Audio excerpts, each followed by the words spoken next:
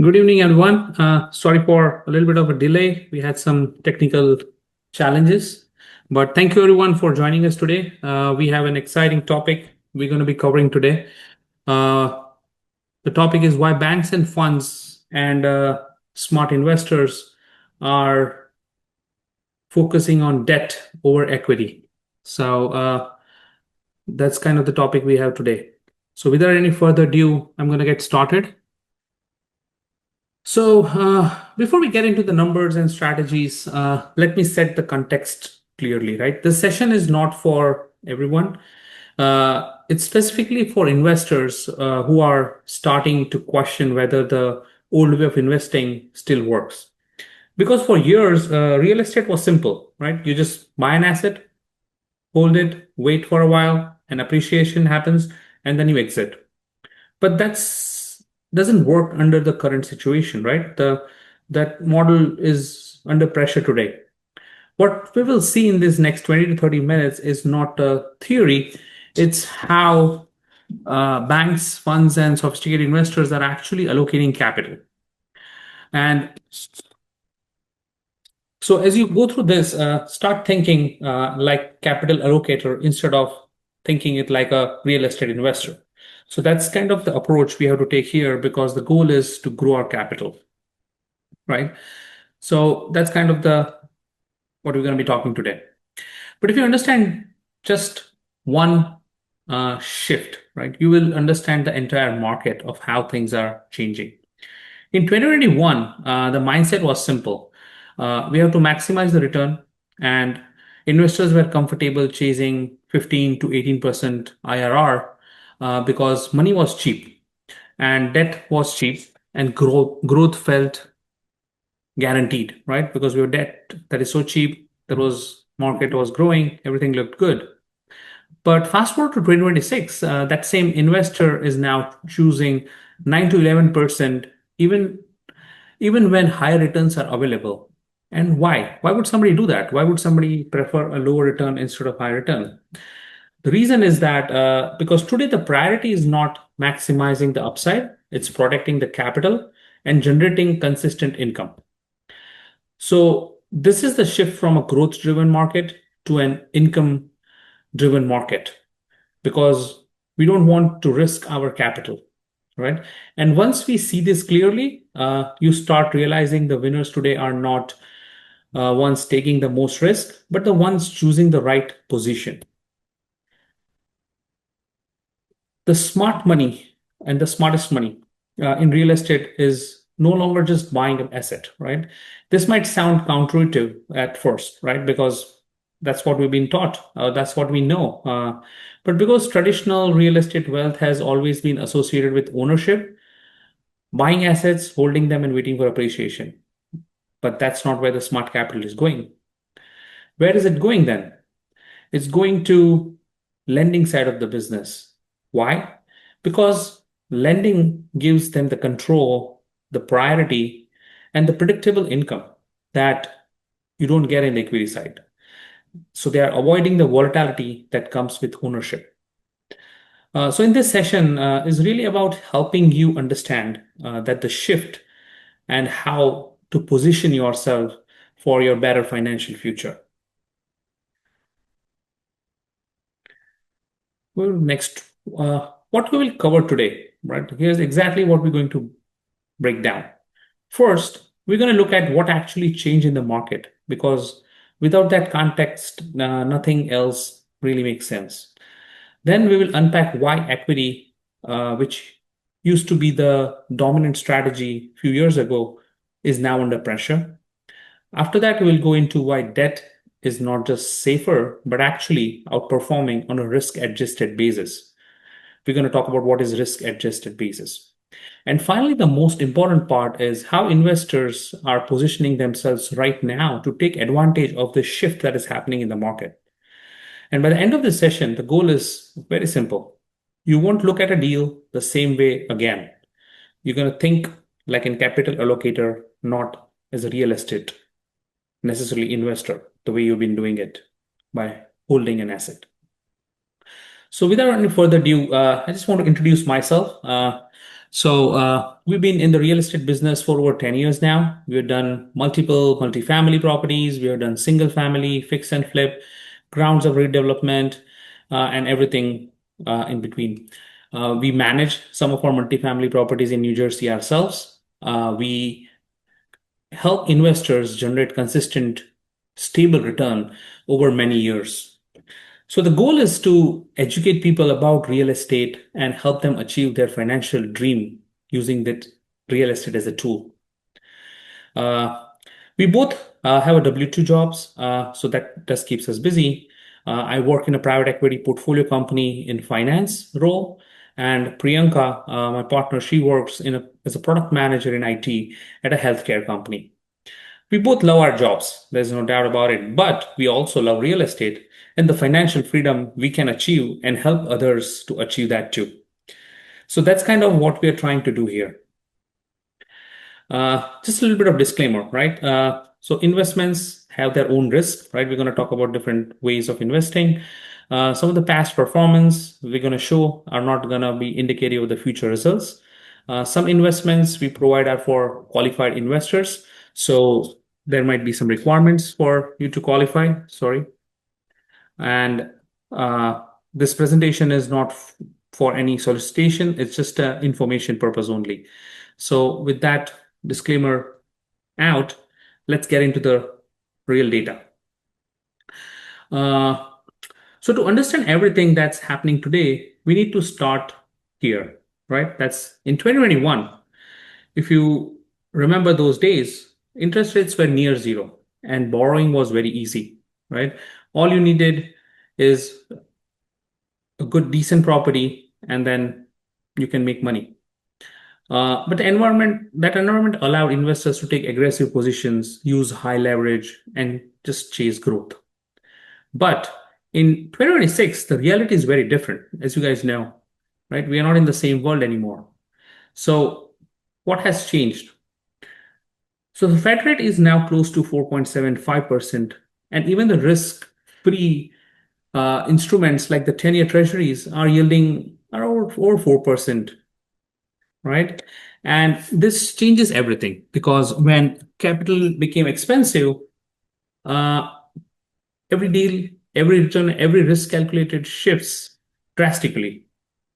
And this is the foundation of the entire transition we are seeing today.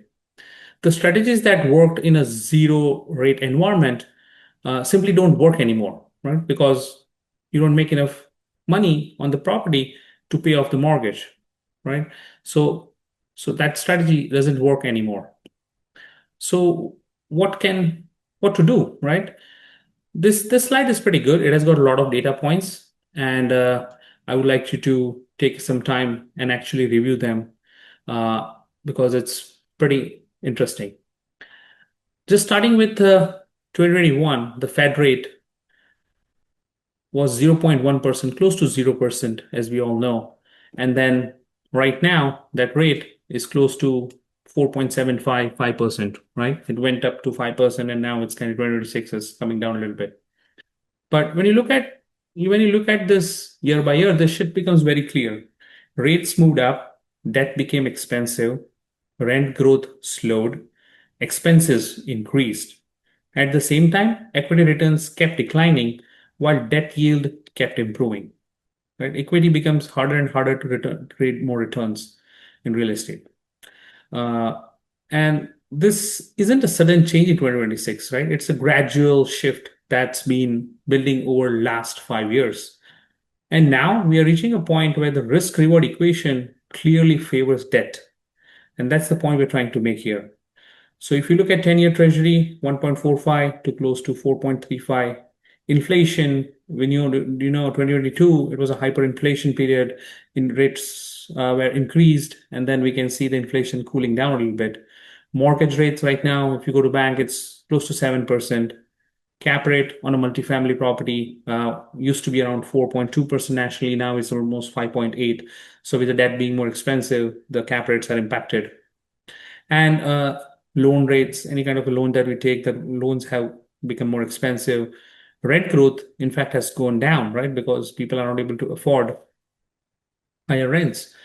Some of the multifamily properties we have, we're keeping the rents same as last year because a lot of people would move out if they see a substantial growth in the rent. Insurance costs have gone up. Equity returns have not increased as we would expect. And the debt yield is the only one thing that has got better. We used to have investors who would be happy to get 8% when the banks were giving 1%. But now, when banks are giving 3% or 4%, they would like to expect higher return, even as a debt investor. So that's why debt yield has also gone up. So basically, the floor has moved. And this is one of the most important shifts to understand. Today, an investor can earn around 4.5 to 5% return virtually with zero risk, right? As we're talking about banks or some FDs or something like that. But that becomes the baseline pretty much, right? So now the question every serious investor is asking is, if I'm taking more risk, uh, how much am I being compensated for taking that risk? And that's where the problem begins for a traditional real estate equity. Because if equity is offering 10 to 12%, but with so much uncertainty, illiquidity, and operational risk, the premium no longer feels attractive. And this is why capital is becoming more selective. The hurdle rate has moved up, and anything that doesn't clearly beat the benchmark on a risk adjusted basis just gets ignored, right? So a lot of multifamily deals are not getting penciled out because the rates are so high and it just doesn't cash flow, and it doesn't work for a lot of investors if it doesn't cash flow. So that's part of the challenge here. uh, In 2021, the equation was clear, right? Equity offered high returns, 15 to 18%, while debt was more conservative at 6 to 8%. The gap justified the risk. But if you look at 2026, the equity returns have come down to around 10, 13%, and even that is not guaranteed. At the same time, now debt is now offering like 9 to 12% with a structure, predictable, and a priority against equity. So the spread between equity and debt has compressed significantly. And once that happens, the investor starts asking a very simple question. What makes risk for almost the same return? What, why take more risk, almost the same return, right? Because you're not getting substantial high return. Why am I taking additional risk? And that's a valid question. So this is the core imbalance in today's market. Returns are no longer what they used to be, but the risk haven't reduced. In fact, actually, it has gone up with all this uncertainty that we are seeing right now. You have higher interest rates, tighter margins, operational pressure, uncertain exits on a lot of multifamily deals. So now you are in a situation where you are earning less, taking more risk to get in, and that is exactly when capital starts to move, right? And that's what we are seeing right now. So why is equity failing? When system comes under pressure, sometimes something always gives first. And in real estate, that's something is equity. Because equity sits at the bottom of the capital stack. It absorbs volatility, it absorbs rising cost, it absorbs market uncertainty. Debt, on the other hand, is structured, protected, and paid first. Naturally, when conditions tighten, equity starts to struggle. And that's exactly what we see in today's market. We are not seeing as many equity deals happening. So, what investors believed in 2021, right? In the previous cycle, the playbook was very straightforward. Debt was cheap, no leverage. Sorry, so high leverage amplified the returns, and rents were rising, so income kept improving, and exits were easy. You can just sell a property and because buyers were always available to buy the property with cheap debt available. Everything was aligned, so investors built strategies based on these assumptions, and for a while it worked extremely well. But those assumptions were tied to a very specific environment, and that environment no longer exists as we know, right? So that same strategy doesn't exist in the current situation. Now look at today's reality. Debt is no longer cheap. It's expensive and tightly underwritten. Rent growth has slowed down significantly in many, many markets. And refinancing has become one of the biggest risks in the deal because we don't know what terms we're going to get, what leverage we're going to get. So the same strategy that worked in 2021 is now under pressure from every direction you can think of. And this mismatch between old assumption and new reality is exactly why equity is struggling today. This is one of the most critical concepts in today's market, negative leverage, right? Traditionally, leverage helped increase return. You borrow at a low rate, invest at a higher yield, and the spread boosts your equity. But today, the equation has flipped. If your property is generating around 5 to 6%, and your cost of debt is closer to 7%, you're effectively borrowing at a higher cost than what the asset earns. So instead of enhancing return, leverage is actually reducing them. This forces investors into a difficult position. Either accept lower return, which some of investors are doing, or take on a more risk to compensate. And that's a key reason why equity strategy is under pressure right now. This is where the pressure becomes very real for equity investors. On the income side, the rent growth has slowed down significantly in many markets. It's barely 1 to 2%. But on the expense side, the story is very different. Insurance costs have jumped in case of more than 20% for a lot of locations such as Florida. Property taxes continue to rise, and operating costs are not coming down anytime soon. And so what happens? Your income grows continuously, but your expenses grows aggressively. And that gap directly compresses your margin. Or for equity investors, this is critical because they depend entirely on what's left after all expenses are paid, after all the debt is paid. And right now, that leftover is shrinking and with a lot of risk. So another major pressure point is supply. A large number of projects that were initiated during the 2021-2022 boom when the interest rates were low have now been completed and delivered between 2024 and 2025. A significant portion of this supply is concentrated in a significant portion of this supply is concentrated in the Sunbelt markets, as we know. What does that do? It increases the competition, pushes a vacancy, and most importantly, removes pricing power from landlords. So even if demand is stable, the sheer volume of supply prevents rents from growing. And without rent growth, equity returns become very difficult to achieve because that's one of the main assumptions in any underwriting from that the rent growth is what is really going to drive the improvement in the NOI.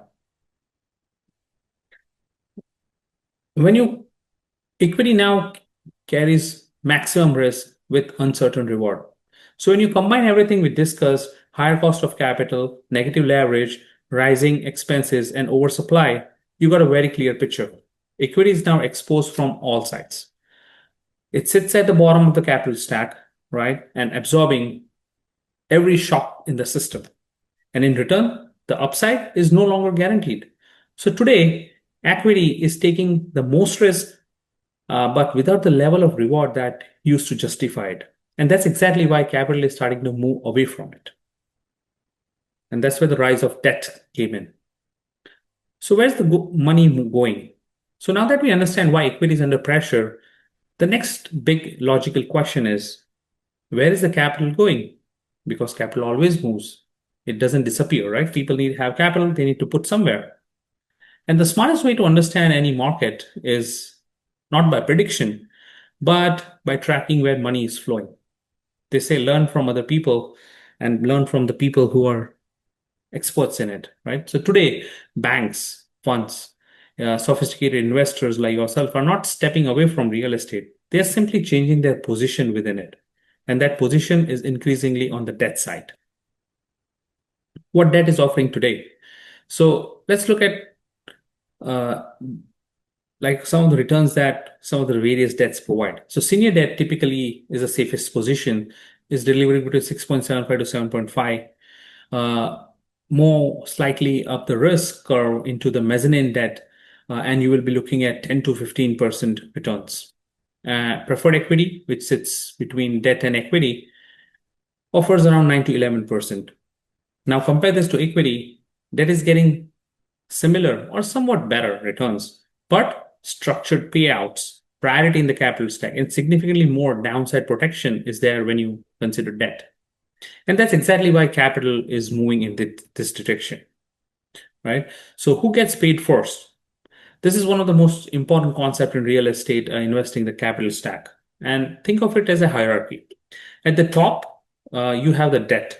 The senior lenders, the mezzanine lenders, they have the priority.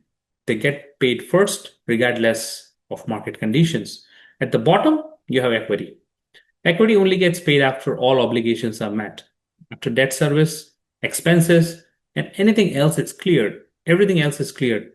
So when things go well, equity benefits. But when things go wrong, equity absorbs the loss. And that's why positioning in the capital stack is more important than asset itself in today's market.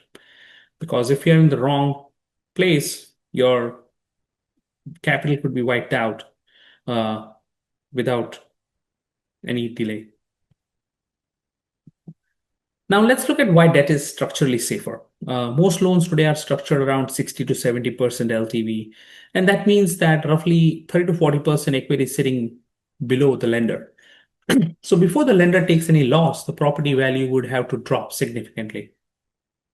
Even in scenarios where prices fall by 20%, the lender is still well protected because of that 40% cushion.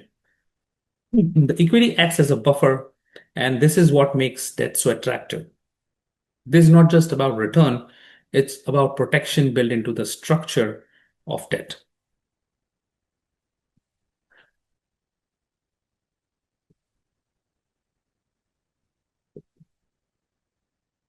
Sorry, I need to take a break. I've been speaking for a while here.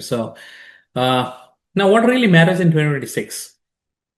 This is the mindset shift that defines today's market. Equity depends on upside, price appreciation, rent growth, and all the favorable exits that we expect. But in market like 2026, those outcomes are kind of uncertain. Debt, on the other hand, doesn't rely on any of that. It doesn't need the market to perform exceptionally well. It just needs the asset to remain stable, generate consistent cash flow. And that's much more reliable assumption in today's environment than assuming 3, 4, 5% rent growth. So the focus is no longer on really chasing the best case scenario. It's about structuring for the most probable one. And that's why that is winning right now. Something to consider even is a single family debt. Why is it dominating? So, along with shift from equity to debt, there's also a shift happening at asset level. Institutions are not only investing in large single assets like big apartment complexes, but also they are allocating capital in single family portfolios. Why would they do that, right? Because large buildings carry concentrated risk. Everything depends on one location, one asset, one performance curve. But with the single family housing, that risk gets distributed across multiple units and location. And that creates a much more stable, predictable portfolio. So this is simple but powerful comparison. If you own one apartment building, your entire investment depends on that single asset. If something goes wrong, location issues, vacancy spikes, local economic shifts, the entire investment is affected. But now compare that to a portfolio of 300 homes. Each unit operates independently, each tenant is separate, each location carries its own risk. So even if a few units underperform, the overall portfolio remains stable. And for lenders, this kind of diversification does reduce default risk. And that's why capital is also flowing in this direction. One of the biggest advantage of debt, especially in today's market, is liquidity. In a single family space, there is now a well-developed secondary market. That means that if a lender doesn't have to, that means the lender doesn't have to hold that asset or that position for years. They can originate the loans, package them, securitize them, and then sell them in the market. That gives them the flexibility and faster capital rotation. A lot of mortgages we are seeing that the banks are selling those mortgages, and now it's getting sold to a new bank, and now we are providing the mortgage payment to the new bank. So we are seeing that in our own portfolio as well. Now, if you compare that to equity investors are typically locked in. They have to wait for a sale or a refinance event. And in a slow or uncertain market, that exit can take time. They don't know is it going to be 1 year or 5 years. So from capital efficiency perspective, that is far more dynamic. You can invest in debt and then get out of it when you feel the time is right and then invest in equity. But that's not possible in equity. Why is this asset class strong? Finally, let's look at the demand side. At the core, housing is not optional. People need space, especially families, and that demand remains strong regardless of the market cycles. This is particularly true for single family rentals or even single family houses. Even today, build to rent communities are leasing up significantly faster than traditional multifamily, often around 30% quicker. That tells you something important. This is not a speculative trend, it's driven by real structural demand. And when you combine the strong demand with a stable income model, it creates a very attractive foundation for debt investors. What smart investors are doing. So, this is the real shift happening at the investor level. Earlier, the focus was simple buy good properties, hold them, appreciation happens, and you make money. But today, that approach is no longer enough, right? So, the smart investors are not just asking what assets should I buy, they're asking what should I position my capital within the deal. Because the same property can deliver very different outcomes depending on where you are in the debt, preferred equity, or common equity. So the game has moved from asset selection to capital positioning. And that's much more strategic way of investing. You might be investing the same asset, but if you're investing as a debt versus equity, you could have way different return and risk uh, on that same asset. So what's the loan to own approach? This is where things get more strategic. Sophisticated investors are not just lending for income. They are structuring deal with optionality. It's called the loan to own strategy. The idea is simple. You lend capital at a conservative basis, often at a discount to the current value. If everything goes well, you earn consistent high yield income. But if the borrower struggles or defaults, you have the right to step in and take control. And because you enter at lower basis, you effectively acquire the property at below market value. So you're positioned in a way where both outcome works in your favor. That's the kind of asymmetrical strategy smart capital is focusing on today, right? Because you can get consistent return. If something goes wrong, you can get on it and even get higher returns. This simple comparison brings everything together, right? Equity, the returns are uncertain. They depend on market conditions, execution, and timing. Debt, on the other hand, offers fixed contractual returns. Equity investors often wait for distribution, and in many cases today, they're not even getting them. And some of them are even losing their principal. So, debt investors receive regular, predictable cash flow. Then it comes to risk. Equity takes the first hit, debt sits above it, protected by the capital structure. And the most importantly, positioning. Equity is last in line and debt is first. So debt gets paid first. So when you simplify it like this, the conclusion becomes very clear. Equity hopes things go well and debt gets paid regardless. How to approach this market? So at this stage, it's not about doing more deals. It's about doing the right kind of deals. The priority should be protecting your capital first. That means being selective, understanding the downside, and not relying on optimistic projections. The strong underwriting becomes critical. Look at real numbers, realistic assumptions, and stress scenarios. And most importantly, focusing on structures that generate income consistently rather than depending on future appreciation completely. This isn't about like big aggressive or being aggressive. It's about being aligned with the market we are in today. Because with time, we need to change our strategy. With that being said, I would like to introduce you to the Value Plus Property Solutions. So Valueless Capital and Valueless Property Solutions are part of the same company, family company. Valueless Property Solution focuses on acquiring single-family homes and transforming them through grounds-up redevelopment into a beautiful move-in ready properties for homeowners. With a very structured end-to-end approach from acquisition, execution of the actual construction, and then the sale, we create real value through a very disciplined process. We provide modern design and efficient delivery to the homeowner. We are currently offering opportunities to be part of such high quality, value driven real estate deals. At the core, our model starts very simple. We buy houses, but we just don't buy any houses. We focus specifically on a single family properties where there is clear potential to create value. The entire strategy depends on selecting the right assets because in real estate, the outcome is heavily influenced by where you start. But while this may sound simple, this is actually the most critical step in the entire process. We make sure we buy the right asset at the right value, and then we know what is going to be our cost to build a brand new house, and then we have an idea of how much we're going to sell it for. So that way, it's it's a great strategy. Approach is our structured and very repeatable process, right? So as we said, first we acquire the right property. Then comes the most important phase. We take it through a grounds up transformation. This is where the real difference happens.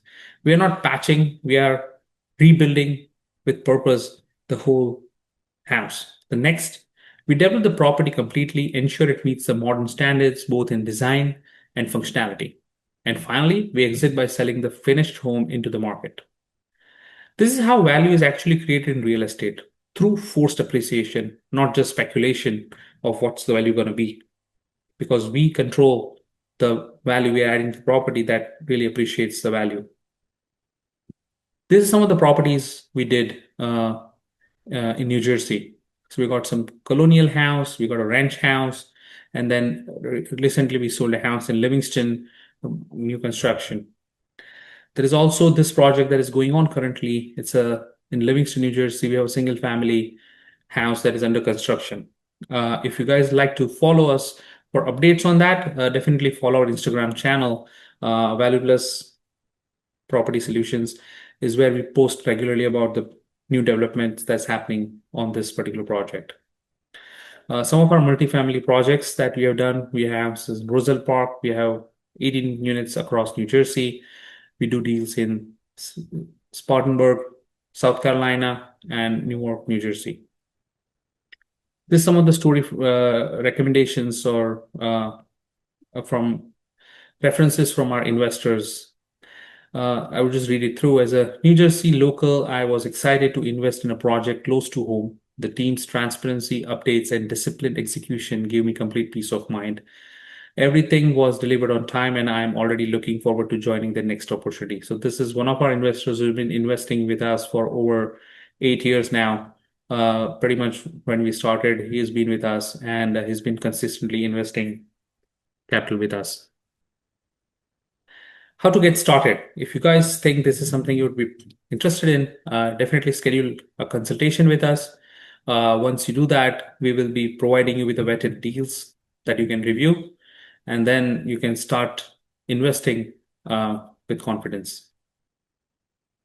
We also have some of the ebooks that we've been written where we talk about real estate investing for busy professionals, some of the tax bills, which is one of the biggest bill that you pay, how to minimize that. And we have got some insight about the US real estate investing for 2026. So definitely check it out if you're interested in learning more about real estate. And the next final step is you can join our investor newsletter. We have a bi-weekly newsletter that goes out that we update about what's going on in the market and what's happening with some of our projects. And you can definitely join our investor portal where we put some of our deals. With that being said, thank you very much. This is some of our details. If you'd like to give us a call, feel free to take down the number. Our website is Valueless Capital, and our email is info@valuelesscapital.com. And this is the Instagram handle that you can check for updates on the recent Livingston project that we just talked about. Thank you very much, everyone, for your time. Really appreciate it and hope you have a good evening. Thank you.